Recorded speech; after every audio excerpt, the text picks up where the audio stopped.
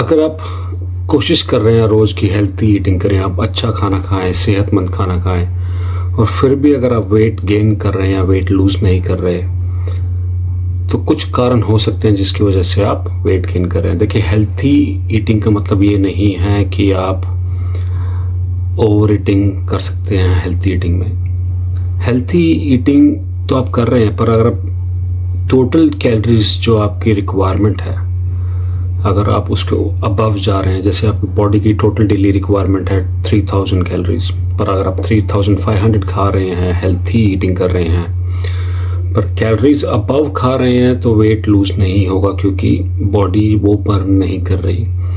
Weight lose करने के सिर्फ एक ही तरीका है, वो है कैलोरी डेफिसिट। चाहे आप हेल्थी खाएं या नॉन हेल्थी खाएं। देखिए, नॉन हेल्थी खाने के और भी बहुत सारे नुकसान हैं। सिर्फ ये नहीं कि आप जंक फूड रोज़ खाते रहें, पर वो आपकी हार्ट के लिए अच्छा नहीं है, आर्टरीज के लिए अच्छा नहीं है, ब्लड फ्लो के लिए अच्छा नहीं है, फिजिकल हेल्थ के लिए अच्छा नहीं है।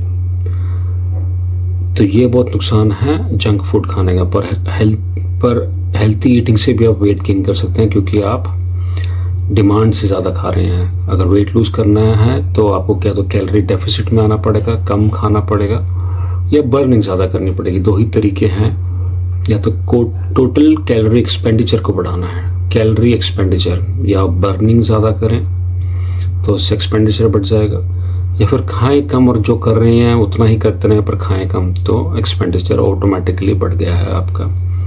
पहला कारण ये है।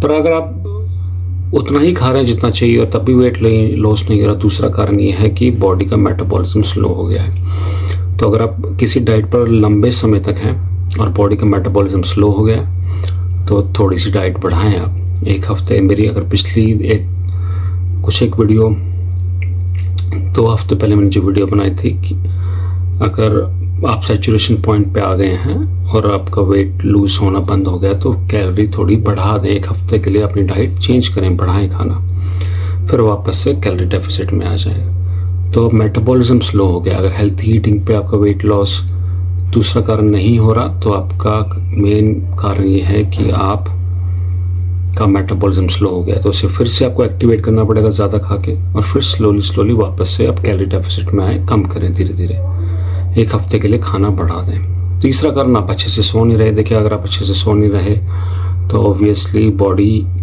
को टाइम नहीं मिल रहा पूरा रिकवर होने का, तो बॉडी में कोर्टिसोल लेवल, स्ट्रेस लेवल बढ़ जाएगा। कोर्टिसोल लेवल बढ़ते ही बॉडी का मेटाबॉलिज्म स्लो हो जाता है, तो वो कारण है अगर आप सो नहीं रहे अच्छे से।